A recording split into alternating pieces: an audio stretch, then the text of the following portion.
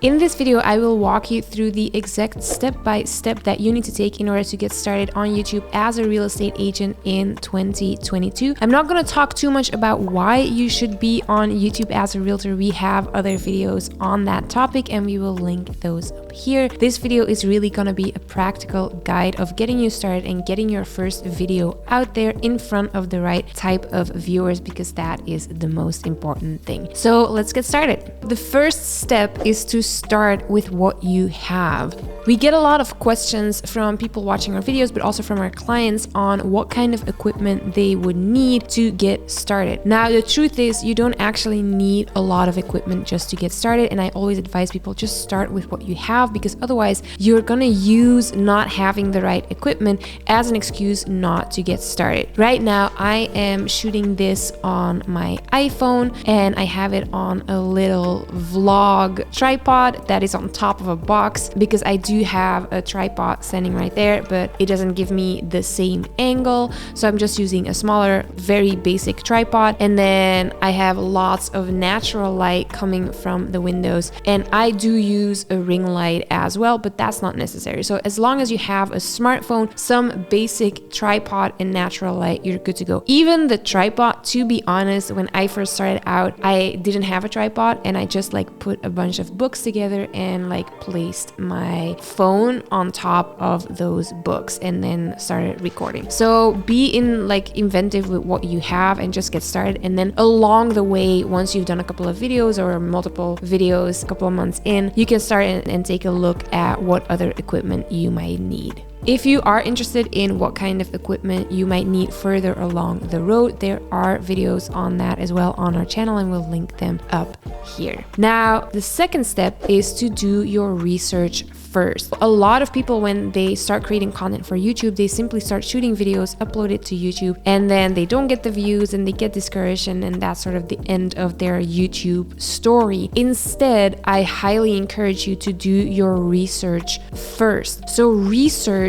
what type of content your ideal customer or your ideal client is looking for. So there are a couple of tools that you can use to do this research, and the ones that we frequently use are Keywords Everywhere and TubeBuddy. So Keywords Everywhere will allow you, when it's a Chrome extension and you pay I think $10 to get credits and you'll use those forever, but it will allow you to see whenever you type something in the search bar in YouTube, how many other people are actively searching for that keyword or key phrase each month. For example, if you were to type living in Portland, it will show you a certain number, and that, for example, can be 500, 600, 2,000 searches a month. What you want to do there is find keywords or key phrases that have anywhere between 100 and 1,000 searches a month when you're first starting out. I'm going to explain why that is in a minute. Then you also use TubeBuddy. TubeBuddy is a tool that integrates with YouTube specifically and will help you optimize your videos, come up with content ideas, and will also show you how much competition certain topics have. So once you've gotten clear on certain keywords using Keywords Everywhere, you go into TubeBuddy and you check how much competition there is. Ideally, when you're first starting out, you want to aim for less than 150,000 other videos on that topic in the search results. And you'll see that's actually a lot harder to find, because YouTube has so much content that often you'll have a couple of million other videos in the search results for that topic. Now, the reason that even when TubeBuddy tells you that, hey, this keyword is great for you, you still want to look at the amount of videos in the search results, is that's the amount of videos that you're going to be competing against. And now, if you're asking me, I would rather compete against 100,000 other videos than against 6 million other videos. So what you want to do is you want to find keywords that are searched enough, not too much, but enough, and that don't have too much competition. Now, of course, if you find a keyword that has 20,000 searches a month with Keywords Everywhere and only 40,000 videos in the search results, you've of course found the holy grail. But often we see, if you go for keywords that have between 100 and 1,000 searches a month and less than 150,000 videos in the search results, that those videos over time are being picked up by the YouTube algorithm and are actually being shown in front of your audience. audience. The part where I say do your research first will also help you really determine what kind of content your ideal prospect is looking for and what questions they have and what questions they want to have answered. And that's always a better place to start from when creating content than simply creating content because you believe that's the type of content your ideal customer, client, prospect should be watching, right? We really want to leverage the search algorithm that is YouTube and really play on that and actually create content that people are already actively searching for. Then the third step is to prep your channel. This is one that a lot of people sort of forget, is that even in your channel, there are a lot of ways to optimize your channel as a whole to show up in the search results. That's the first point that I want to make. So let's say that you have a channel that is called Living in Miami. If you optimize it correctly, whenever someone searches for Living in Miami, your channel will show up at the top of the search results. Living in Miami, living in Portland, any type of phrase or keyword that you can use to make your channel show up on top of all the other search results is a great idea.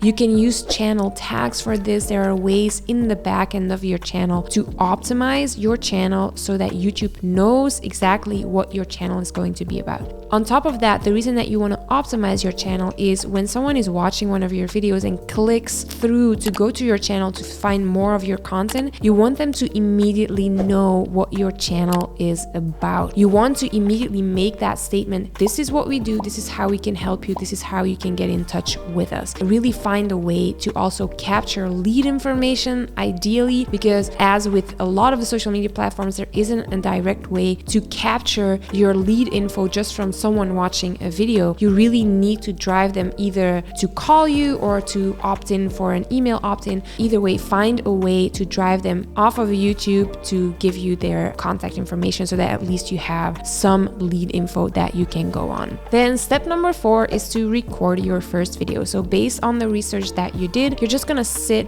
and record a video. It can be very easy the way that I am doing it. There's a lot of stuff that you can add to that in post-production, which we're coming to next. But if you are feeling a little bit hesitant on how to structure a video, should you write an entire script or not, we've done a video on that as well, and we'll make sure to link it up here. Which brings us to step number 5, which is editing your video. When you're first starting out, I would advise you to simply edit your own videos in iMovie. Of course, this depends on how complex you want your edit to be, but if you're just doing videos like this, which is talking head, and you need to add some B-roll and some graphics on the screen, you can do that easily in iMovie. Of course, further down the road, I would advise that you actually outsource your post-production for your videos and potentially even the research that goes into them, so that you really only have to record it, and other than that, you can go back to actually running your business and having someone else who specializes in content creation take care of the rest for you. You can start in iMovie. Other great softwares are Final Cut Pro or Adobe Premiere, which is what we use at the agency. If you do want to start outsourcing your video production process or your creative process, you can do so by hiring individual freelancers on places such as Fiverr.com or Upwork.com. You will be able to hire a video editor, a graphic designer, possibly an SEO expert, or a general VA to do the uploads for you. Or you can go the agency route, which is sort of what we offer for our clients, and that's where you hire an agency and the agency does everything for you. If you go the route of individual freelancers, it's probably going to be a little bit cheaper, but you will still have to manage everything. On top of that, those individual freelancers don't have contact with each other, so they're really only working on their individual task and not so much on making sure that you succeed on YouTube. Whereas if you hire an agency, you often get, in our case, a dedicated creative team, a dedicated account manager, and all those people interact with each other and they make sure that your YouTube video becomes a success. When someone gets sick, they easily get replaced. Basically, you are assured that your videos are going to be out on time. Whereas with individual freelancers, if someone decides not to answer to you anymore, you'll have to find someone else. Then step number 6 clicks is create a clickable thumbnail. So this sort of goes hand in hand with the whole editing process. At the start, I would simply advise that you do this yourself. There are free tools online that can help you do that, such as canva.com. If you want to go a little bit more fancy, you can go the paid route, which is also something that we use at the agency as well. I think it's like $12 or $15 a month. Definitely worth it. Or same thing, you can hire an individual freelancer on Fiverr.com or Upwork.com, or again, choose an agency that does everything for you. But it is really important to create a thumbnail that will actually get you clicks, because it's all good and well to have your video show up in the search results. If no one clicks on your video, really, like, even that's sort of a waste of energy. So you have to make sure that whenever you do show up in the search results, that your thumbnail really grabs people's attention, and not just grabs their attention, but makes them want to click and watch your video. So once you have all your creative materials in hand, your video has been edited, you have your thumbnail, it is time for step number 7, which is uploading and optimizing your video on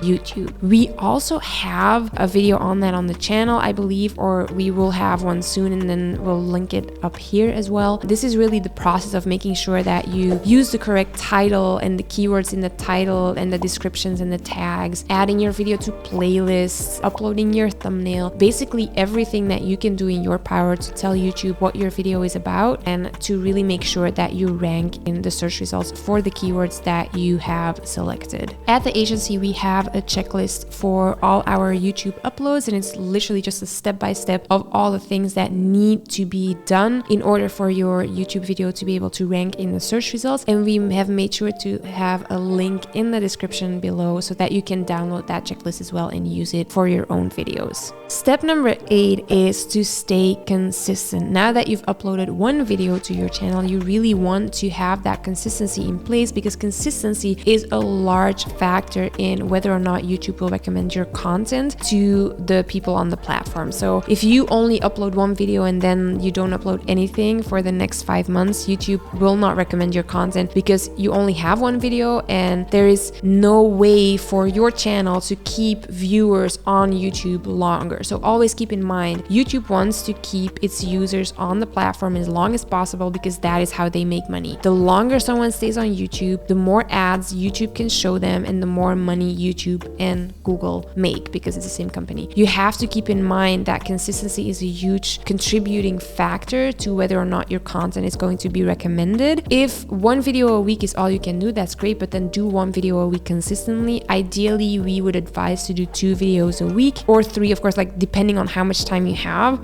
Do as many as possible, but do them in a consistent way. That's what I would recommend. So if this video was helpful for you, make sure you hit the thumbs up. That's really how we know that we should be creating more videos like this or on topics like this. And make sure that you grab your checklist in the description down below. And then with that, make sure to check out the videos over here, and I will see you in the next one.